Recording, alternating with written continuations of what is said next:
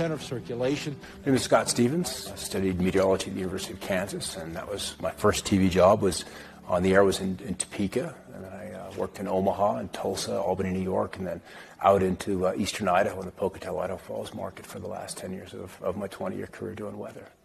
It wasn't until about 2005 when I got deep into the weather modification aspect of this story of geoengineering.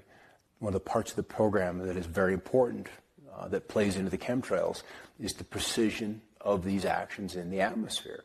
These chemtrails are absolutely required, so they introduce the right energy at the right location for the right length of time.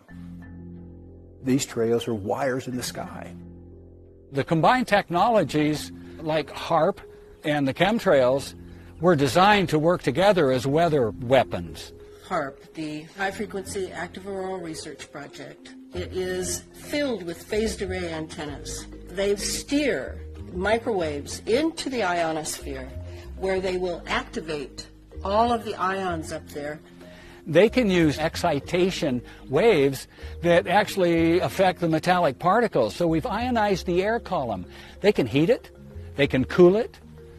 HARP has directional antennas, and they can focus their antennas on where they want to move the jet stream, and they can hit the jet stream, and they create an artificial high. If you accentuate the high, if you amplify a little bit, it's like building a mound of dirt, and you have a little creek or a little stream of water coming. You build the mound of dirt, that water's not going to go through it. So you build the mound, and then that's going to impact storms that are inbound. And so it's very easy to add those particulates of aluminum, barium, and whatever else they want to put in there. Then as you add heat to that, those particulates then radiate the heat into the atmosphere, and it warms. And what does a warming atmosphere do? Boom, it expands. We see more intense droughts. We see rainfall rates of 1 to 2.25 inches an hour, and sometimes even rainfall, 1.25 inches a minute is just unheard of. And so when you get the atmosphere capable of conducting this kind of electricity, plus the engineers, you're going to end up with weather that is extreme, and that's putting it kindly. When they move the jet stream, it then pushes up into the polar vortex.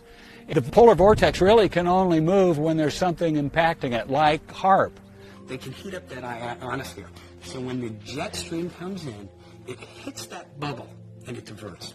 The jet stream flow that is normal brings precipitation and brings the jet stream right into California. And then it brings storm systems with it. It brings rain.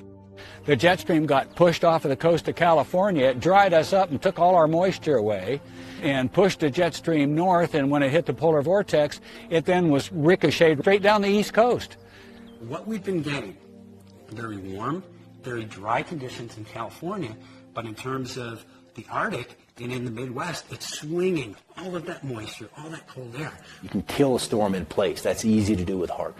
You'll see the texture and the structure of the storm just melt, and it will become just this diffuse, amorphous, featureless mess.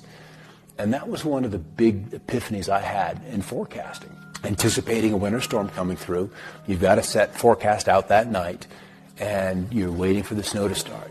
You're waiting for the snow to start, and you're waiting for the snow to start, and it just doesn't. And you go outside, and you see a warming zone begin to show up on the satellite loops. The clouds literally just begin to warm, and then that collapses the potential of the storm to put down the moisture. It's done. It's shot.